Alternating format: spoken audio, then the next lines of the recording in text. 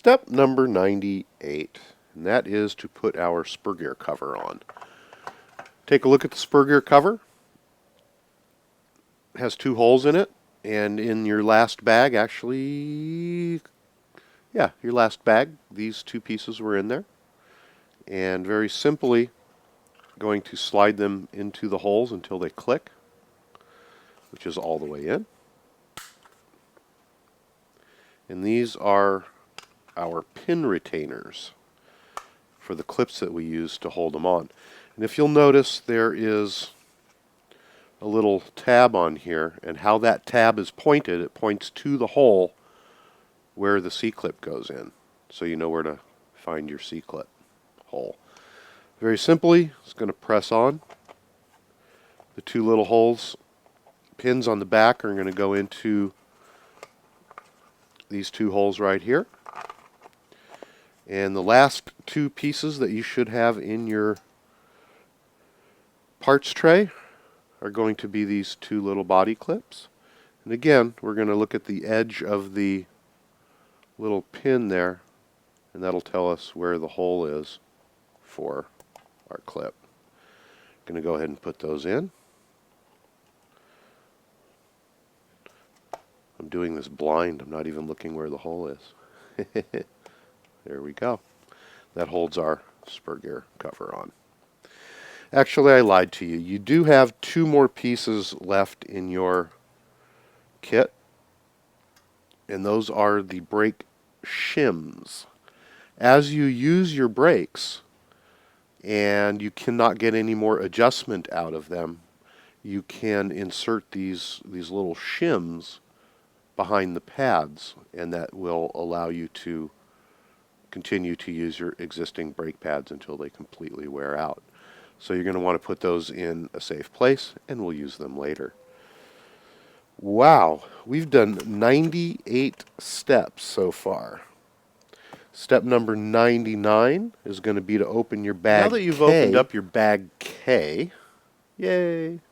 I don't know if you've noticed or not, but your bags are getting pretty low, and so are the plastic pieces. Yay! All right, what we're going to do at this point is break up this into two sections. We have our small top piece and then our larger bottom piece. So let's break this up into two sections and work on the top piece first. And I suggest that you get your manual out, because it's going to be extremely helpful for looking at how and where pieces go. And I've also got out my little hobby mat here because it has millimeters on here for us to measure. If you don't have a hobby mat, they do supply in your directions a 1-to-1. I just find this a little easier to use for me. So let's go ahead and grab what many people might have thought was an Allen wrench, but it's not. It's just a little L-shaped linkage that has threads on one end. We're going to hold this just like it shows in the manual. And the first thing that we're going to do is we're going to slide on piece 85-462-11. And that's this piece right here. And this is what hooks up to your carburetor.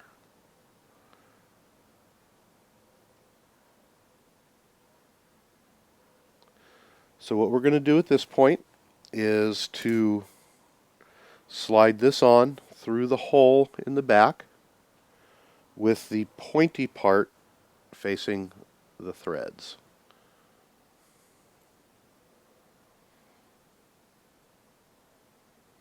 Go ahead and slide that on. And we are now going to screw on this little unit right here. Actually, we're going to screw this on. It's been so long since I've built one of these, and this is going to screw on to the upper hole. So for holding this like this, not the pass-through hole, but the hole that is behind the little ear on the top. I'm going to stick that on and screw it in, and we're going to measure this. And are we going to measure this? It's been so long. Let's take a look here. Measurements. It looks like we are measuring this, and it should be 50 millimeters from the end of the L to the end of the fitting here. We got it. 50 millimeters. As we're looking at the directions here, we are going to hold this so the tab is in the upright position, as you see it there, and we're going to turn the linkage so that this comes at us. This is how it should look now.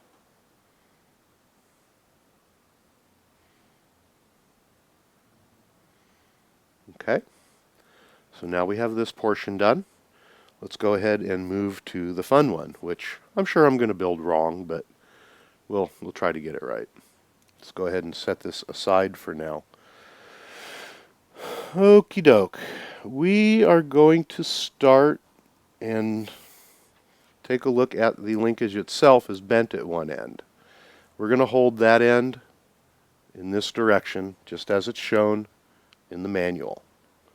And we're going to build it from the front, which we're going to call this the front. We're going to build it from front to back.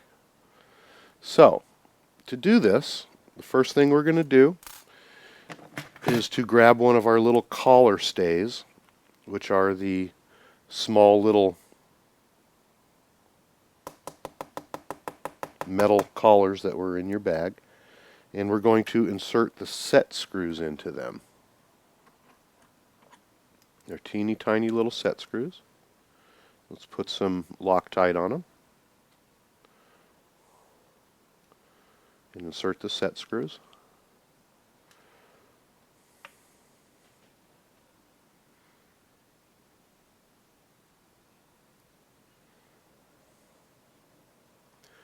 Want to make sure you don't drop any in on the floor. They're hard to find. Alright. Let's take the first one, and we are going to slip it over the threaded end all the way towards the front. And now we're going to measure again. We're going to take a look at the book here, and from the tip to the inside of the collar here needs to be 90 millimeters. So we're going to measure this out from the very tip to the inside is 90 millimeters. And we're going to tighten that down.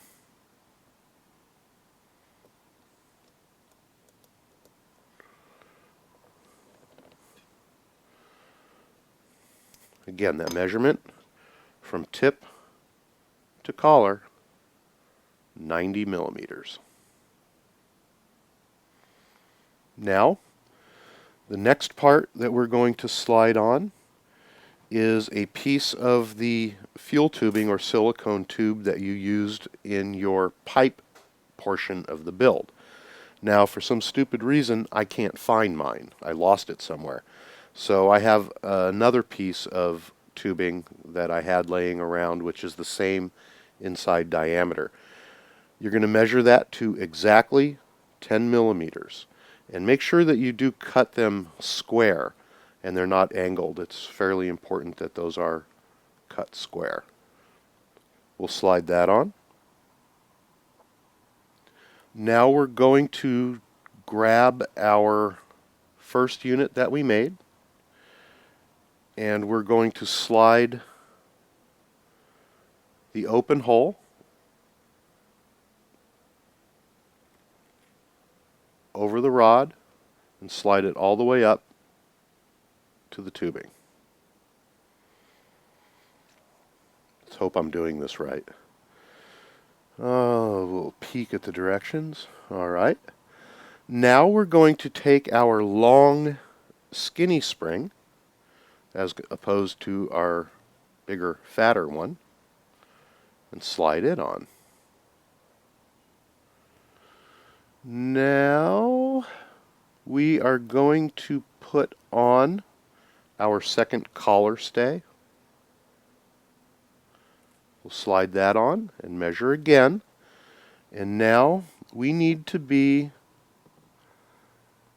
74 millimeters from the outside of this one to the outside of this one. So from here to here needs to be 74 millimeters. So I'm going to lay this back down on my handy dandy measuring tool here. And again, we're going from the inside here, 74 millimeters, which when you put that all together is going to touch the spring, and then it's going to be out just a little bit. According to this, completely unsprung is 74 millimeters if you measured everything correctly, as far as your this one, your length on here, put everything together. It should be, with just touching that spring, just touching it, 74 millimeters. So we'll tighten that up.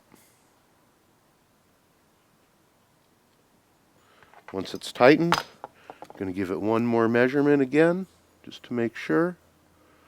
From 0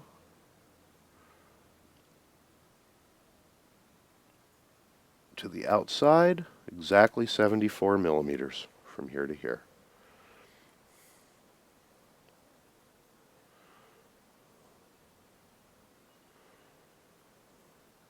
Make sure nothing's binding up. All right, we're getting closer now. Now we are going to put on our brake lever. And as I'm holding this, this should, at this point, look like this. We are going to put our brake lever on. Let's hold it. Look at the bottom here. We're holding this up to the top. Now let's take a look at our cam lever here. And it is going to go on like this.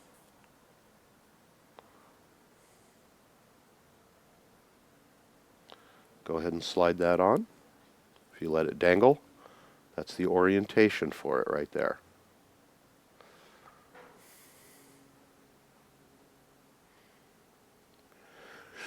Now we are going to take our little plastic spring spacer and put it on with the nose back. As you can see there, the nose towards the back. Then we're going to slide on our larger spring.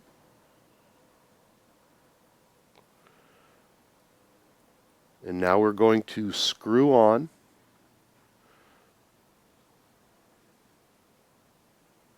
our brake adjustment. Don't think it's giving us an overall finished length, which it does not. So let's go ahead and screw this on probably, I don't know, 5 or 6 turns, just so it stays on. And that should be, and we'll find out real shortly, if we built our linkage correctly. So at this point, go ahead and grab your Baja, and we are going to need to have our radio, so we can turn our radio on and adjust our throttle. So get all